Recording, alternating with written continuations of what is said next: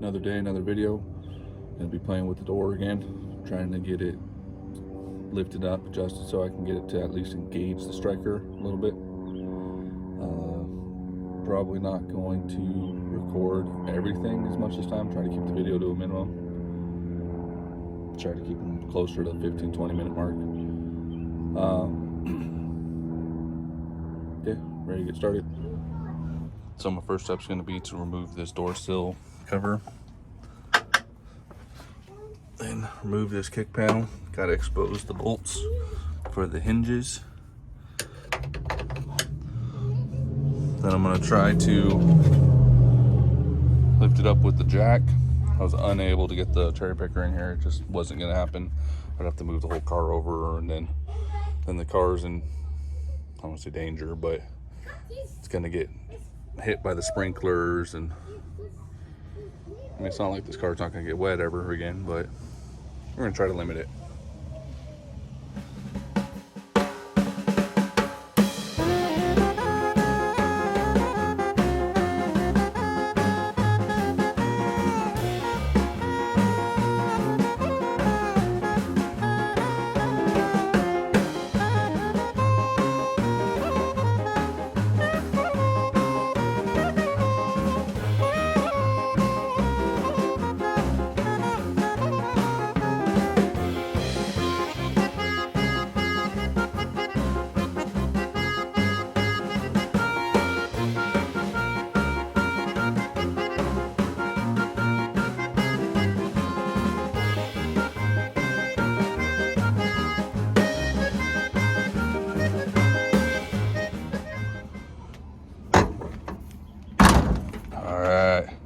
It's not perfect, kind of like the other side, but at least it closes.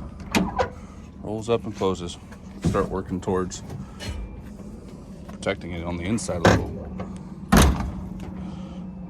Except for that one's not rolled up. I don't know how brave I feel right now if I want to try to move that.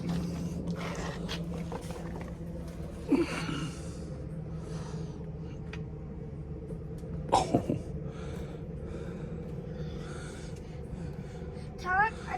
It is not moving at all.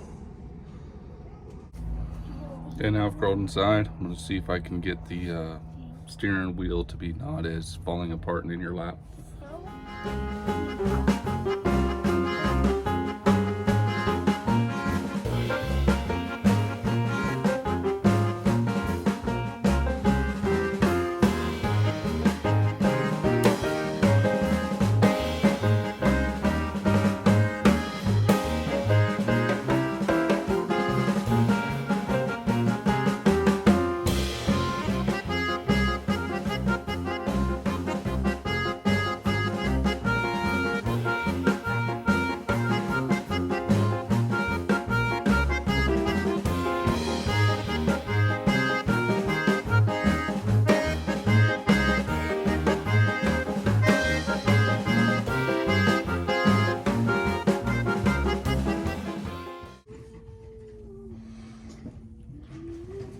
So looking inside there, you can see the little key and buzzer back there is broken. I'm also missing this plate that goes right here. One of those mini steering columns I had over there. I was able to take it apart. I got the plate, the screws I need to hold this in. I was able to free up this bearing, which now feels all gunked up again. Starting to wonder why I didn't just use this steering column, but I don't know. So I'm gonna remove this buzzer, which is right here. I already got the screws out, clip it, install it into the other one. I got the ignition out. Hopefully I can rekey that, and then I'll have a key for the ignition. I was able to get it back together. I ended up harvesting the ignition switch and the key buzzer switch out of one of the other steering wheel or steering columns. And when I was taking the ignition switch apart, because I don't have the key for that, nor do I have the original key, I essentially rekeyed the ignition switch, and in the process lost one of the tumbler springs. I found out that a Schrader valve out of like a tire If you take those apart, that spring in there is just about the right size and definitely close enough to work. So now, because I am not a locksmith by any means, the ignition is a little tricky to get it to turn, but it does turn. Little jiggle, you know. But it's old car. Old car doesn't need a little jiggle to get it going. So got that in. Got it all. What was the other issue I ran into? The buzzer. I found that the old buzzer, as I'm pretty sure I showed you, was broken. This little tab is broken off. So I cut the old one out, put in another old one, but a better old one. Got that into place. That should work. Got steering wheel put back on, horn hooked up. Able to find the horn cover in those boxes of stuff that I have. Was able to found that the steering column, once I had this all actually tightened, I threw the little boy up in here so that you can do a test drive. Found that the steering column wasn't even hardly mounted in here. Makes me wonder if this is even the right steering column.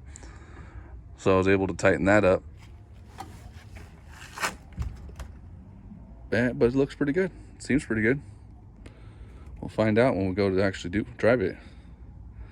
And it'll probably be coming all back apart because I'll figure out something's wrong. But on the other Cudas that I've known, there's that little lock thing here, and this one doesn't seem to have the lock thing. I don't know if that's just a function of the older ones or newer ones, and this is an older one, or if maybe the steering column's out of another vehicle. Not really sure.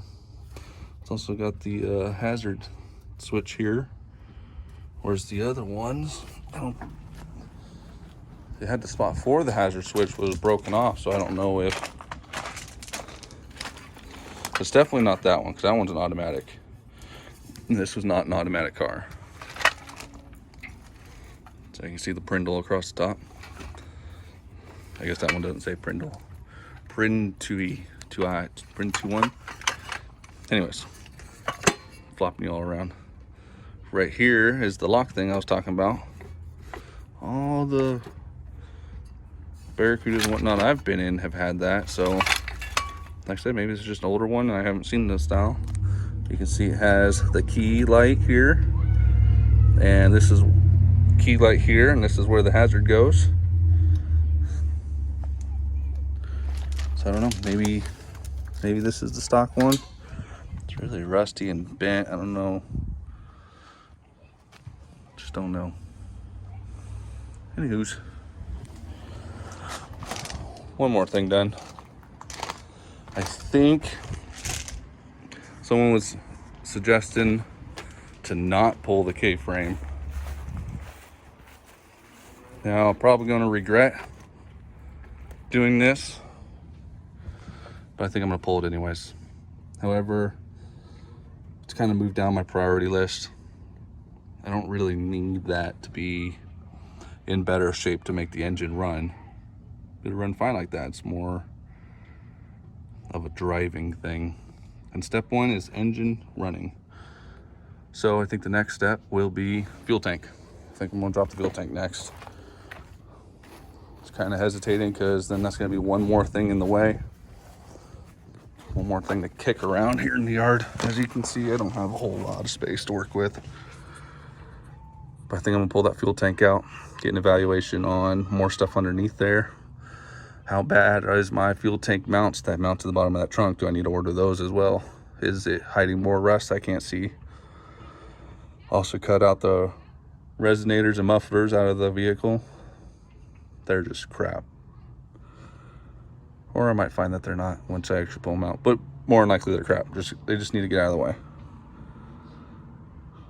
So yeah, that's probably gonna be the next move. Fuel tank, mufflers, check for more rust. Maybe straighten out this thing right here because that's really bothering me. I don't like it. Okay.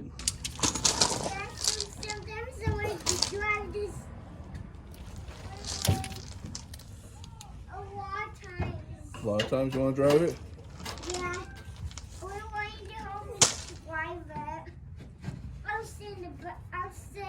right next to you.